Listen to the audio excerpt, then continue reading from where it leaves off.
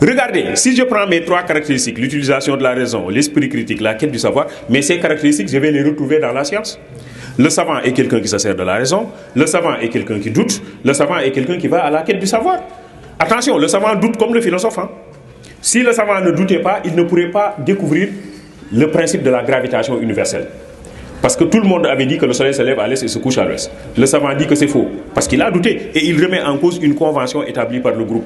Il dit le soleil ne se lève pas, le soleil ne se couche pas, le soleil est fixe, c'est la Terre qui tourne autour d'elle-même et qui tourne autour du soleil. Donc le savant est quelqu'un qui remet en cause des fois des conventions qui sont faussement établies. Mais le savant aussi est quelqu'un qui va à la quête du savoir. Il améliore ses résultats. On met en place un résultat aujourd'hui, mais demain on continue la recherche et on peut l'améliorer. Ça devient beaucoup plus performant. Bon, élève de CM2, 9 moins 10 c'est égal à combien? Élève de CM2, 9 moins 10, c'est impossible. Élève de terminale L, 9 moins 10 c'est égal à combien? Moins 1. Ah, l'élève de CM2 dit que c'est impossible, l'élève de terminale dit que c'est possible. C'est égal à moins 1. Qu'est-ce qui s'est passé? Parce qu'on a évolué. Parce que l'élève de CM2 travaille avec l'ensemble n des entiers naturels. Or, avec l'ensemble n des entiers naturels, il n'y a pas de nombre négatif. Ça va de 0 à plus l'infini. L'élève de terminale L travaille avec l'ensemble R des réels qui va de moins l'infini à plus l'infini. Donc, on peut poser cette opération et trouver une solution. Élève de terminale L, moins 1 au carré, c'est égal à combien? C'est égal à 1, parce que le produit d'un nombre carré est toujours positif. Élève de terminale S, je ne sais pas s'il y en a ici. Terminale S, il n'y en a pas? Il y en a. I au carré, c'est égal à combien? C'est égal à moins 1. Ah, il y a un problème. On avait dit que le produit d'un nombre carré est toujours positif. Or, I au carré est égal à moins 1. Qu'est-ce qui se passe? I au carré, c'est ce qui est utilisé dans le calcul de la résistance des tenseurs en électricité, lorsque nous sommes en physique. Donc, ce qui n'était pas admis dans l'ensemble R est en train d'être admis parce qu'on a un autre ensemble qui est l'ensemble C des complexes. Voyez comment la science évolue. La science évolue. La science évolue en rectifiant ses erreurs. C'est pourquoi Bachelard dit que toute vérité scientifique est une erreur rectifiée. Toute vérité scientifique est une erreur rectifiée. Donc, la science rectifie ses erreurs. Elle fait des erreurs, elle rectifie et elle améliore. Elle va de plus en plus loin en rectifiant les erreurs qui ont été précédemment commises par les premiers penseurs. Donc, un penseur établit une erreur, un autre penseur vient, rectifie, améliore, et quand il rectifie, lui-même, il laisse une erreur. Je ne sais pas si vous voyez ce que je veux dire. Moi, je rectifie une erreur, mais je laisse une erreur. C'est un autre qui viendra, qui va encore rectifier. L'histoire de la science, dit Engels, c'est l'histoire de l'erreur.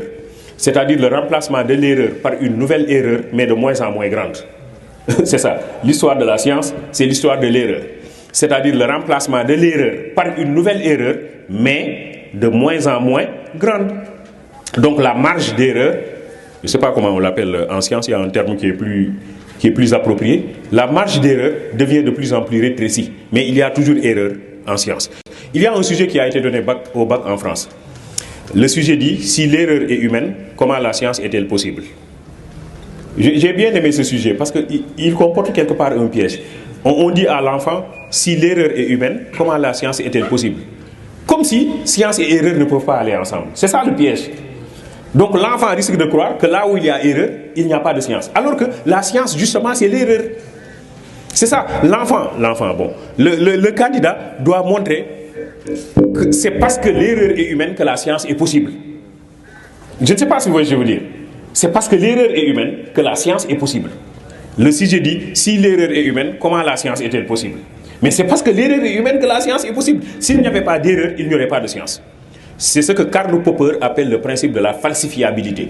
Karl Popper dit, un résultat scientifique qui n'est pas critiquable n'est pas scientifique. La science, c'est la critique.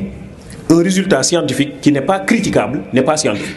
Quand vous dites une chose et que vous dites personne ne peut le critiquer, en ce moment-là, vous n'êtes plus dans la science. Dans la science, il y a toujours critique. Il n'y a rien à faire. Dans la science, il y a toujours critique. Le résultat scientifique le plus achevé peut être soumis à la critique. Donc, si l'erreur est humaine, comment la science est-elle possible? Le candidat dit, oui, l'erreur est humaine, mais c'est parce que l'erreur est humaine que la science est possible. Parce que la science a besoin d'erreurs.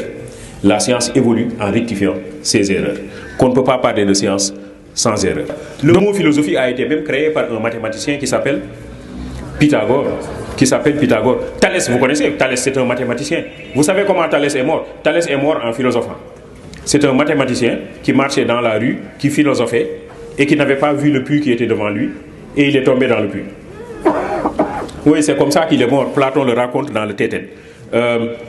Thalès est mort en philosophant. Et il y a une servante qui se moquait de Thalès en disant: regardez ces philosophes-là, ils vont tous finir par mourir comme lui. Ils vont tomber dans des puits parce qu'au lieu de s'intéresser à ce qui se passe autour d'eux, ils réfléchissent, ils ont la tête en l'air et ils vont finir tous par tomber dans des puits. Et c'est après Hegel qui répondra plus tard que cette servante-là ne tombe jamais dans un puits parce qu'elle est déjà au fond du puits.